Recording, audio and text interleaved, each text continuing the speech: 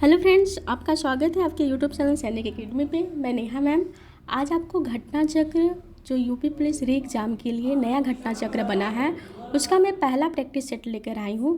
देखिए, जो घटना चक्र का क्वेश्चन होता है ये इस अनुभव के आधार पे बनाया जाता है कि एग्ज़ाम में यहाँ क्वेश्चन फंसना तय होता है।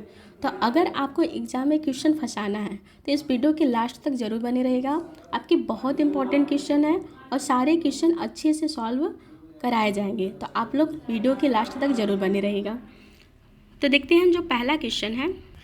देखिए क्वेश्चन क्या है, बोला है कि नवाब जो शुजाउद्दौला की बेगम का प्रसिद्ध मकबरा बहू बेगम का मकबरा निम्नलिखित में किस स्थान पर अवस्थित है। तो ऑप्शन है आजमगढ़, लखनऊ, प्रयागराज, फैजाबाद।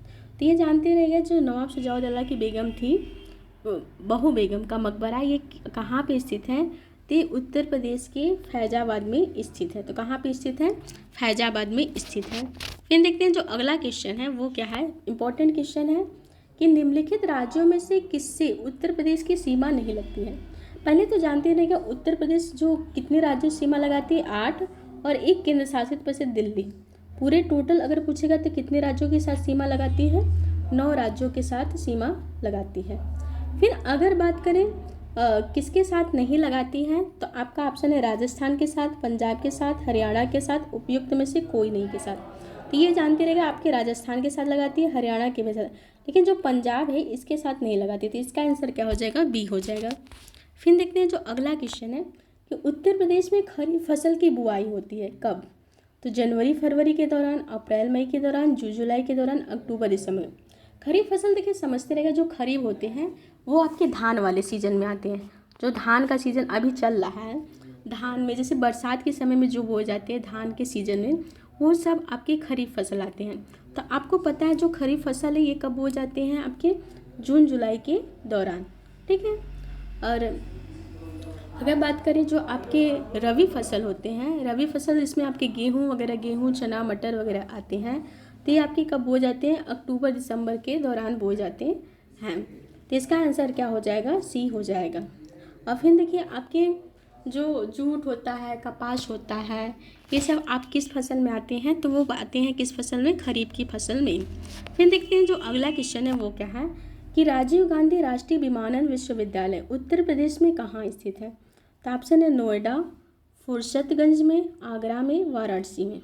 तो ये जो कहाँ स्थित है, तो आपके स्थित है फुर्सतगंज में। तो इसका आंसर क्या हो जाएगा, फुर्सतगंज। फिर देखते हैं जो अगला क्वेश्चन है वो क्या है।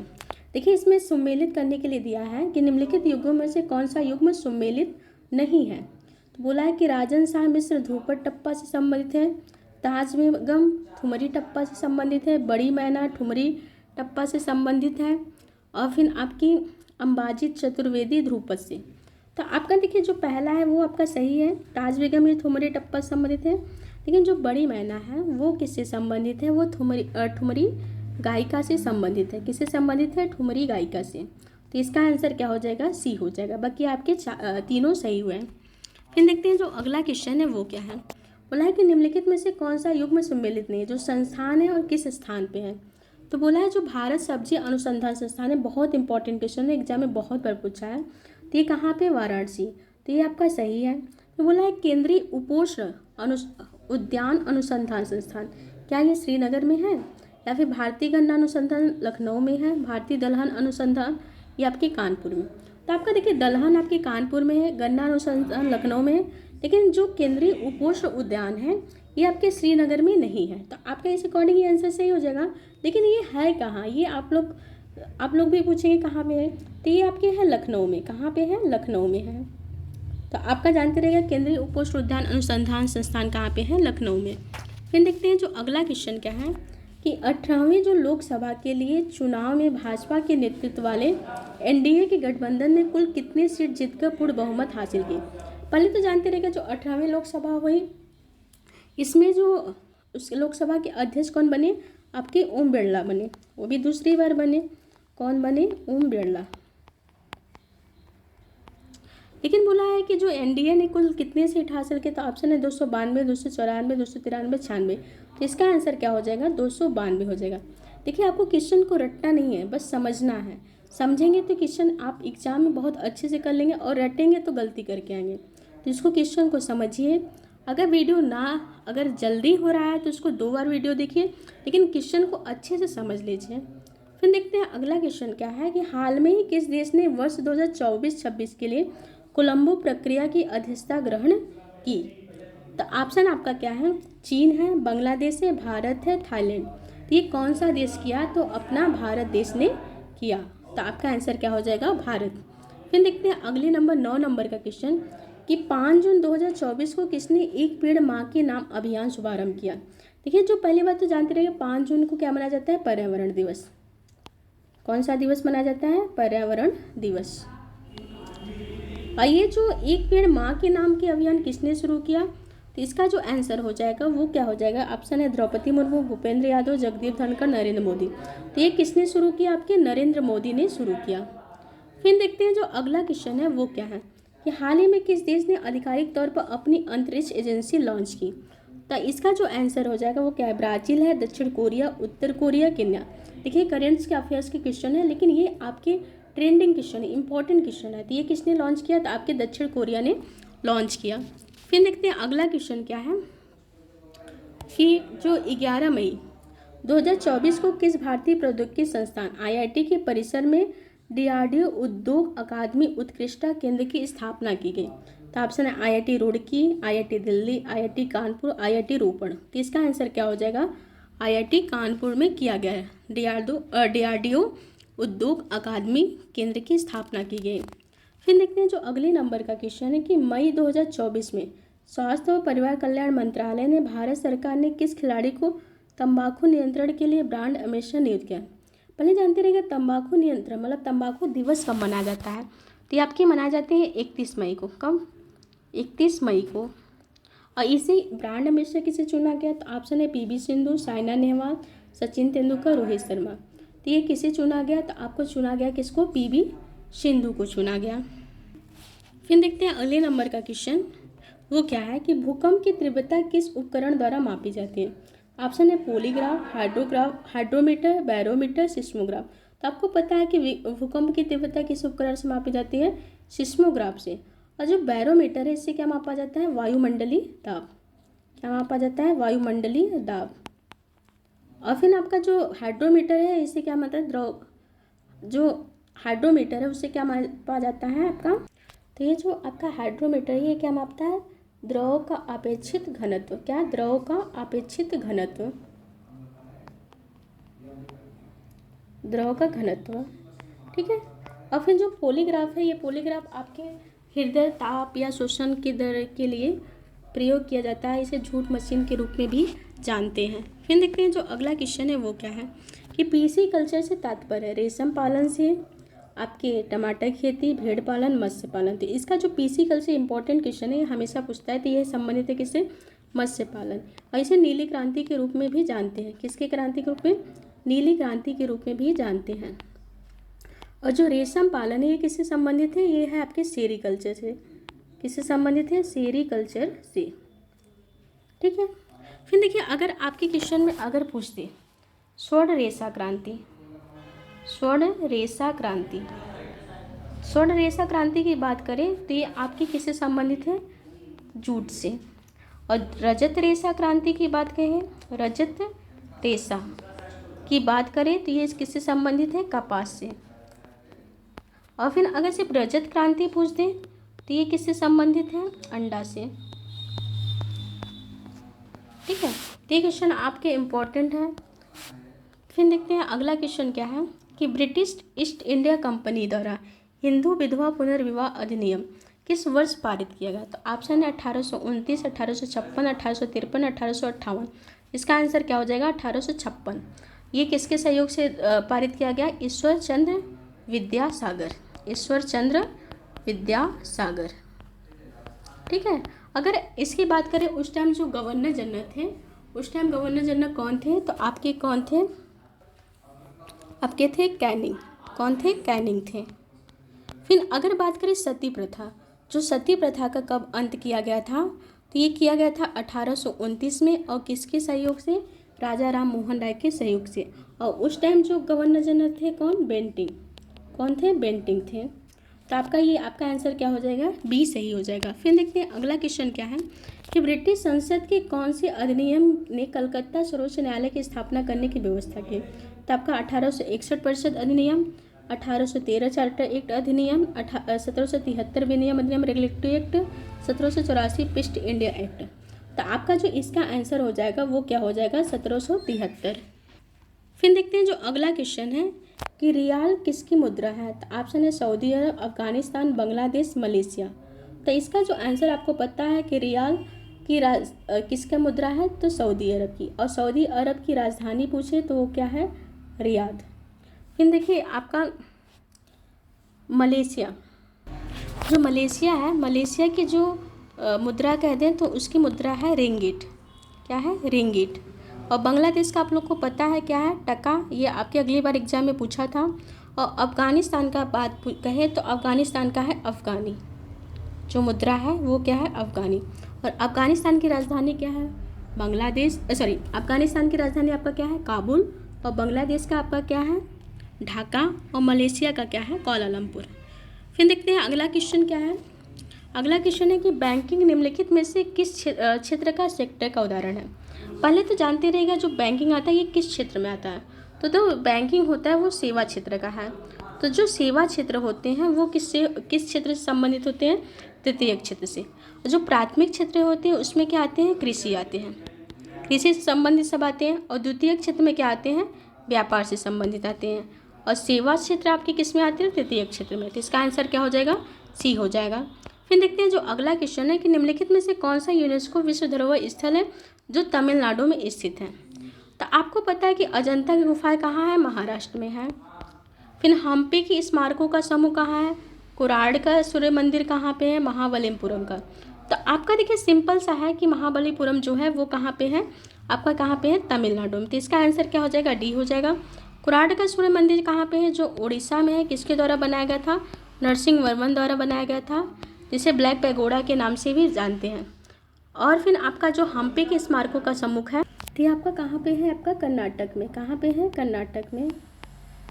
फिर देखते हैं जो अगला क्वेश्चन है। अगला क्वेश्चन क्या है कि राष्ट्रीय निर्यात बीमा खाता NIAI निम्नलिखित में किस मंत्रालय के नियंत्रण में आता है।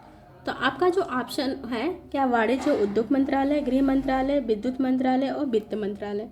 तो इसका जो आंसर हो जाएगा वो क्या हो जाएगा, वाणिज्यिक और उद्योग मंत्रालय। तो ये किस में आता है, तो वाणिज्यिक और उद्योग मंत्रालय में। फिर देखते हैं जो अगला क्वेश्चन है कि भारत के जनसंख्या इतिहास में किन दशकों को जनसंख्या विस्फोट की अवधि कहा जाता है।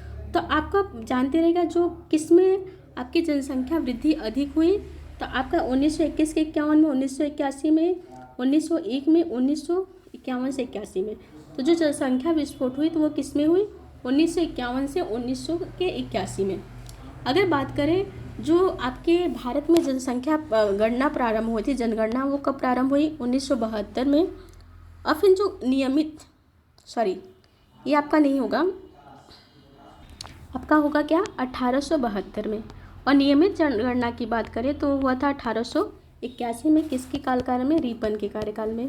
फिर देखते हैं जो अगला क्वेश्चन है वो क्या है कि प्राकृतिक प्रक्रियाओं के तहत घरेलू कचरे की अपघटन की क्रिया को क्या कहते हैं। तो ऑप्शन औद्योगिक प्रदूषण, अजैव निम्नीकरण प्रदूषण, ऊष्मीय प्रदूषण, जैव निम्नीकरण प्रदूषण। देखिए जो घर में सब्जी वगैरह के कचरे होते हैं वो क्या होते हैं, जैविक होते हैं, तो उसे क्या कहेंगे, जैव निम्नीकरण प्रदूषण। और जो प्लास्टिक वगैरह आते हैं वो किस में आते हैं, अजैव में। अगला क्वेश्चन है कि किस प्रकार की मिट्टी को प्रकृति में स्व जुताई वाली मिट्टी कहते हैं। ऑप्शन है काली मिट्टी, लैटेराइट मिट्टी, लाल मिट्टी और पीली मिट्टी, जलोढ़ मिट्टी। तीसरी कौन सा मिट्टी है, तो आपका जो है काली मिट्टी। काली मिट्टी को काली कपास की मिट्टी कहते हैं, इसे रेंगूर मिट्टी कहते हैं। इस मिट्टी के नाम से जाते हैं रेंगूर। और इसमें सबसे ज़्यादा कौन सा फसल होता है, तो आपका होता है कपास। ठीक है।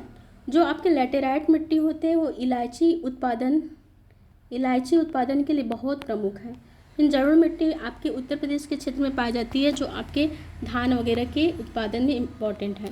फिर देखते हैं अगला, किस शहर को भारत का मैनचेस्टर के रूप में जानता है। ऑप्शन है सूरत, भोपाल, अहमदाबाद, कानपुर। तो जो भारत का मैनचेस्टर माना जाता है वो किसे माना जाता है, अहमदाबाद। और सूती वस्त्रों के लिए जाना जाता है आपका सूरत। फिर देखते हैं अगला क्वेश्चन क्या है कि बुशमैन जनजातियाँ किस क्षेत्र में पाई जाती है। तो ये आपका ऑप्शन है कालाहारी मरुस्थल, सहारा मरुस्थल, आटाकामा, ग्रेट विक्टोरिया। तो जो बुशमैन हैं वो किस मरुस्थल में पाए जाते हैं? कालाहारी। और कालाहारी मरुस्थल है कहाँ पे? वो है बोत्सवाना में। कहाँ पे? बोत्सवाना में। और फिर सहारा आपके अफ्रीका महाद्वीप में है। आटाकामा आपके कहाँ है? चिली में। कहाँ पे है? चिली में। और सहारा मरुस्थल ये जानते हैं विश्व का सबसे बड़ा मरुस्थल, ये कहाँ पे है? अफ्रीका महाद्वीप में है। फिर देखते हैं जो अगला क्वेश्चन है वो क्या है कि हमारे राष्ट्रीय चिन्ह के नीचे आदर्श वाक्य कहाँ है, क्या है? तो ऑप्शन है सत्यम शिवम सुंदरम सत्यमेव जयते जय हिंद। तो आपका आंसर क्या होगा? सत्यमेव जयते। और ये कहाँ से लिया गया है? तो आपका लिया गया है कहाँ से? मुंडको उपनिषद। कहाँ से? मुंडको उपनिषद। फिर देखते हैं जो अगला क्वेश्चन है वो क्या है कि पुलिस द्वारा तैयार किए जाने वाले लिखित दस्तावेज FIR का पूर्ण रूप क्या है? इसका जानते रहेगा। ऑप्शन क्या है? फर्स्ट इंक्वायरी रिपोर्ट, फिर आपका है first investigation report, first interrogation report, फिर आपका क्या है? First information report. तो इसका जो आंसर हो जाएगा वो क्या हो जाएगा? First information report. फिर देखते हैं जो अगला क्वेश्चन है,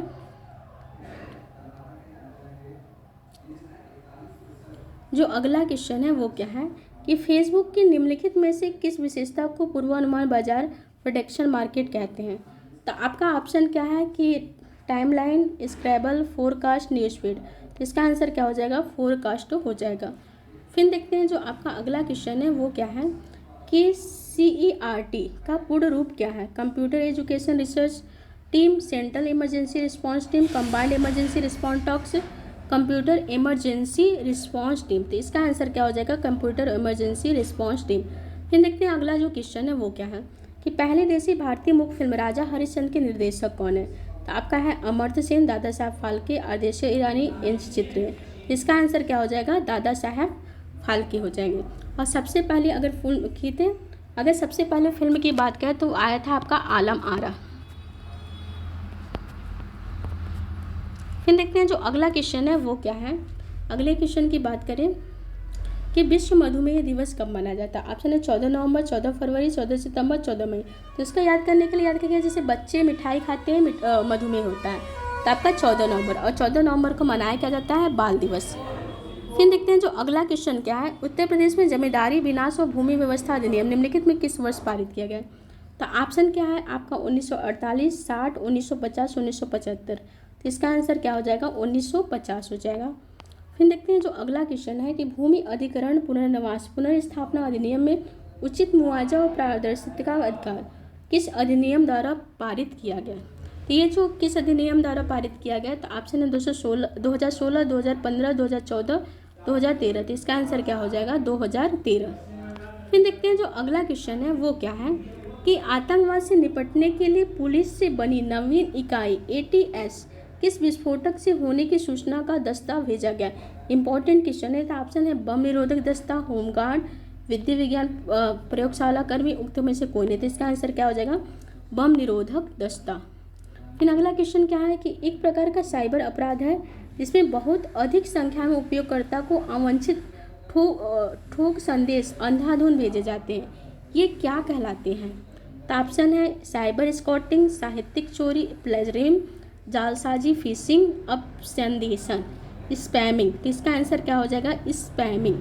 फिर देखते हैं जो अगला क्वेश्चन है वो क्या है कि निम्न में से कौन सी संविधान सभा का एक सीमित जो जवाहरलाल नेहरू की अध्यक्षता में गठित नहीं हुई थी? तो ऑप्शन है संघ संविधान समिति, राज्यों संबंधी समिति, संघ शक्तियों की समिति, संचालन समिति। तो एक आपका यही है जो संचालन समिति जो जवाहरलाल नेहरू की अध्यक्षता में नहीं गठित हुई थी।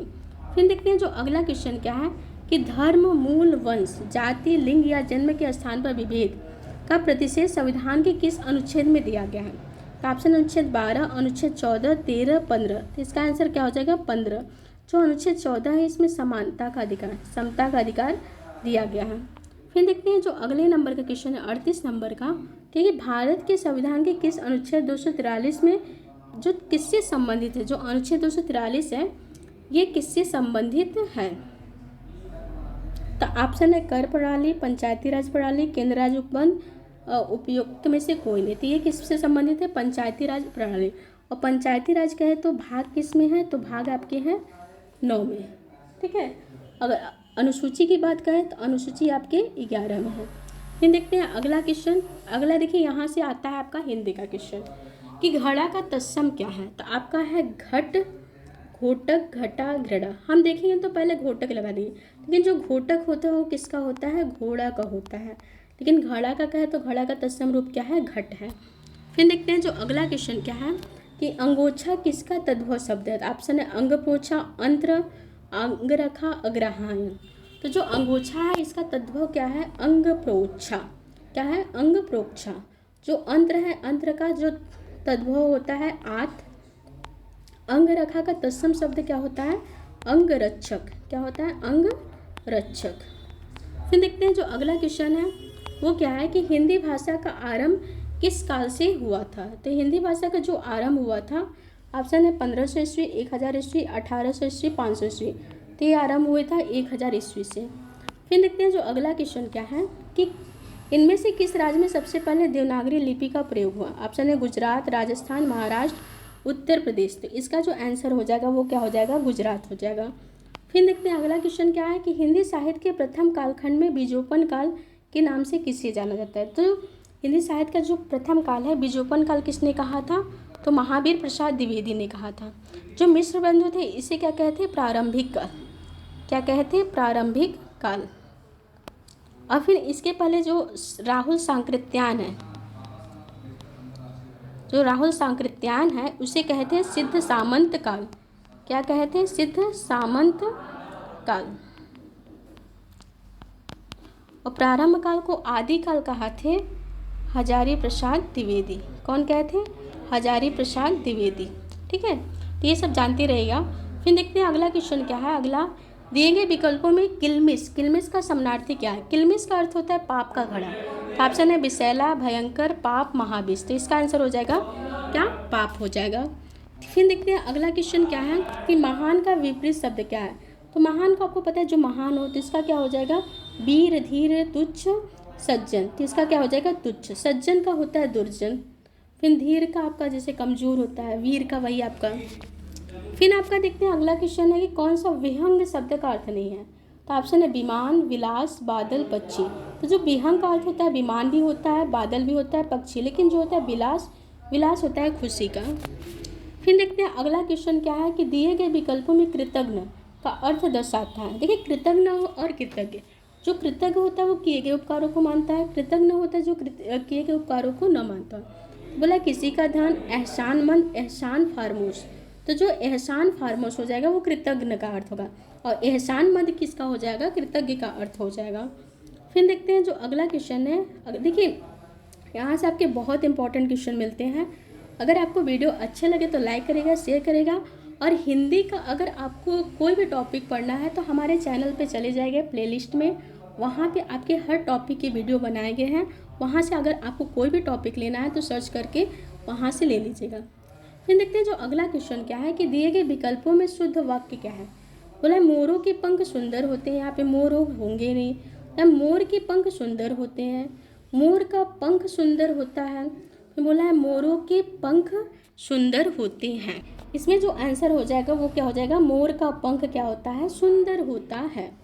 फिर देखते हैं अगला क्वेश्चन कि नीचे दिए गए शब्दों में सही शब्द पहचानिए। ऑप्शन है देखिए शुद्ध शब्द क्या है, त्योहार होता नहीं है, त्योहार होता नहीं, आपका क्या होता है, त्योहार होता है। तो आपका सही शब्द क्या हो जाएगा, त्योहार। फिर देखते हैं जो अगला क्वेश्चन है वो क्या है कि सप्ताह में 7 दिन होते हैं, प्रस्तुत वाक्य में जो दिन होता है, देखिए यहाँ पे कट गया है, दिन में कौन सा लिंग है। तो ऑप्शन है पुल्लिंग, उभयलिंग, स्त्रीलिंग, कुछ भी नहीं। तो जो दिन होता है दिन में कौन सा लिंग है, तो आपका देखिए दिन सुहावने होते हैं, तो दिन आपका क्या है, पुल्लिंग शब्द होता है। फिर देखते हैं अगला क्वेश्चन, मैंने आम खा लिया, इसका बहुवचन क्या होगा। तो ऑप्शन है मैंने आम खा लिए, हमने आम खा लिए, मैंने आम लिए, हमने आम ले लिया। तो इसका क्या होगा कि मैंने आम ले लिए हैं। तो क्या हो जाएगा इसका सही आंसर, मैंने आम ले लिए हैं। फिर देखते हैं जो अगला क्वेश्चन है वो क्या है कि कवि का बहुवचन क्या होगा। तो कविवृंद, कविवचन, कविगण, कविवर्ग। तो इसका बहुवचन क्या होगा, कविवृंद। और इसका जो स्त्रीलिंग होता है वो क्या होता है, कवयित्री। ये शुद्ध अशुद्ध में भी पूछता है और वैसे भी पूछता है, तो कवयित्री होता है। फिर देखते हैं जो अगला क्वेश्चन है कि भारत संज्ञा का कौन सा प्रकार है। देखिए जो भारत है आपका एक देश का नाम है, लेकिन नाम है। अगर देश होता, अगर यहाँ पे देश की बात करता तो ये देश क्या होती है, एक जाति होती। लेकिन देश में कई देश हैं, कई लोगों का नाम है, उसमें भारत नाम है, तो भारत कौन सा हो जाएगा आपका व्यक्तिवाचक संज्ञा। न तो यहाँ पे भाव है, न तो यहाँ पे समूह है। अगर ये देश सिर्फ कहता है तो आपका क्या होता है, जातिवाचक संज्ञा। फिर देखते हैं अगला क्वेश्चन क्या है कि वह श्रेष्ठ उपासक है, वाक्य में विशेष्य कौन सा है। तो विशेष्य कौन सा प्रयुक्त, देखिए यहाँ पे देखिए श्रेष्ठ उपासक है। अगर हम श्रेष्ठ की बात करें तो ये है विशेषण, ठीक है, और विशेष्य की बात करें तो ये है उपासक विशेष है। लेकिन अगर वाक्य में कहता है कितने विशेष है और वह भी आपका विशेष है, तो ये आपका लेकिन दूसरा विशेष है। पहला विशेष है कौन से, उपासक, तो इसका आंसर उपासक हो जाएगा।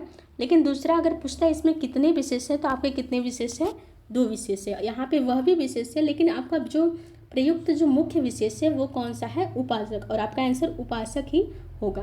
अगर आपको देखिए विशेषण के चैप्टर पढ़ने हैं तो हमारे वीडियो पे चले जाइएगा, वहाँ पे बहुत अच्छे से बताया गया है। फिर देखते हैं जो अगला क्वेश्चन है वो क्या है कि इनमें से किस वाक्य में सजाती क्रिया का प्रयोग हुआ है। जीना एक कला है, पक्षी डाल पर चहचहाते हैं, वह अनेक बोलियां बोलता है, राम खेल कर चला जाता है।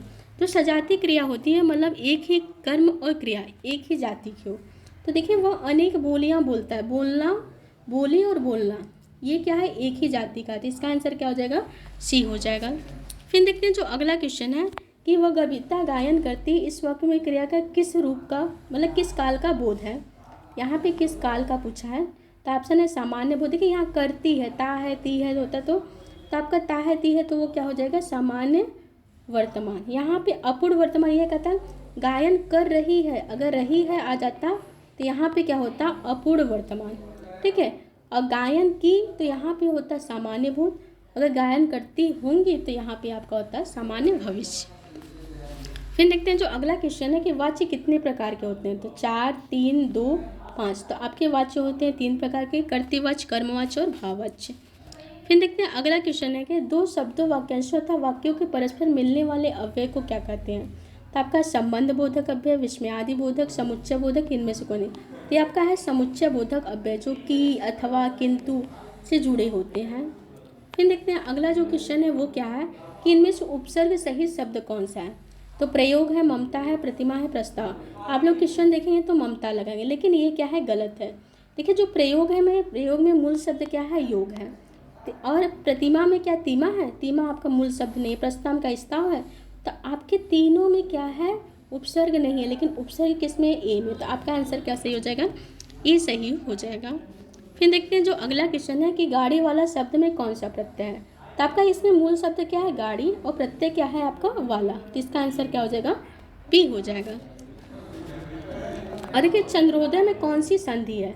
तो देखिए अगर चंद्रोदय के विच्छेद करें तो चंद्रधन उदय हो जाएगा, और जहाँ पे ए और ओ आ जाए वहाँ पे कौन सा संधि होता है, आपके गुण संधि होते हैं, ठीक है। वृद्धि संधि में क्या होता है, आय औ आता है, यड़ संधि में य व आता है, और फिर दीर्घ संधि में आ, बड़ी और बड़ा हुआ आता है। फिर देखते हैं जो अगला क्वेश्चन है वो क्या है कि निम्न में से विराम चिन्ह का प्रयोग कौन सा नहीं है। देखिए जो विवरण चिन्ह होता है, विवरण आपका होता है जैसे कि हम ऐसे कोई विवरण दे के देते हैं। उपदेशक क्या आपका विराम चिन्ह है। लाघव जैसे हम डॉक्टर लिखते हैं तो यहाँ पे ये कर देते हैं तो ये आपके लाघव चिन्ह होते हैं। निर्देशक मतलब हम किसी को निर्देश देते हैं, ऐसे बड़े लाइन को निर्देश कहते हैं। लेकिन आपका उपदेशक कोई विराम चिन्ह नहीं है। फिर देखते हैं अगला क्वेश्चन क्या है कि थोथा चना बाजे घना, इस लोकोक्ति का अर्थ क्या है। तो थोथे को चना पसंद है, न पूरी होने वाली आशा, अल्प बुद्धि वाले अधिक ढींग मारता, बुद्धिमान को सर्वत्र विजय हासिल होती है। तो आपका इसका जो आंसर हो जाएगा वो क्या हो जाएगा, सी हो जाएगा। फिर देखते हैं जो अगला क्वेश्चन क्या है, जिन पंक्तियों में नायक नायिका का मिलन होता है वो कौन से श्रृंगार होता है। तो कौन सा आपको पता है, संयोग श्रृंगार होता है। जहाँ विचरण होगा वहाँ पे क्या होगा, वियोग श्रृंगार। फिर देखते हैं अगला क्वेश्चन क्या है कि मैया मोरी मैं नहीं माखन खायो, पंक्ति में म व्यंजन की आवृत्ति हुई है तो वर्ण आवृत्ति किस अलंकार में होती है। तो जहाँ पे एक वर्ण की अधिक बार आवृत्ति होती है वहाँ पे कौन सा अलंकार होता है, अनुप्रास अलंकार। इसका होगा अनुप्रास। अतिशयोक्ति में होता है क्या होता है, बढ़ा चढ़ा के। यमक में क्या होता है, एक शब्द कई बार प्रयोग होते हैं उसके अर्थ अलग अलग हो। श्लेष में क्या होता है, एक ही शब्द प्रयोग हो लेकिन उसके अर्थ क्या होते हैं, अलग अलग होते हैं। अगला क्वेश्चन क्या है, बीर रस में कौन सा गुण प्रधानता रहती है? ऑप्शन है ओज, माधुर्य, प्रसाद, ये सभी। तो आपके बीर रस में कौन सा गुण प्रधान होता है? ओज। फिर देखते हैं अगला क्वेश्चन क्या है कि पृथ्वीराज आसो किस कवि की रचना है? तो ऑप्शन है जगनिक, चंद्रबरदाय, सारंगधर, नरपति नाम। तो चंद्रबरदाई का है। ये किसके दरबार में रहते थे? पृथ्वीराज चौहान के दरबार में रहते थे। फिर देखते हैं अगला क्वेश्चन क्या है कि सुख दुख की भावस्मयी अवस्था विशेष के गिने चुने शब्दों में स्वर साधना को उपयुक्त चित्रण की गीत हो रही है। तो यहाँ पे भाव की बात हो रही थी। ये निराला का है, धर्मवीर भारती का, आज्ञा का, महादेव। इसका आंसर क्या हो जाएगा? महादेवी वर्मा। फिर देखते हैं अगला क्वेश्चन क्या है, किस कृति के लिए निर्मल वर्मा को साहित्य अकादमी पुरस्कार मिला? इसका जो आंसर हो जाएगा कौवे और काला पानी। फिर देखते हैं इस वीडियो का लास्ट क्वेश्चन और इम्पॉर्टेंट क्वेश्चन है।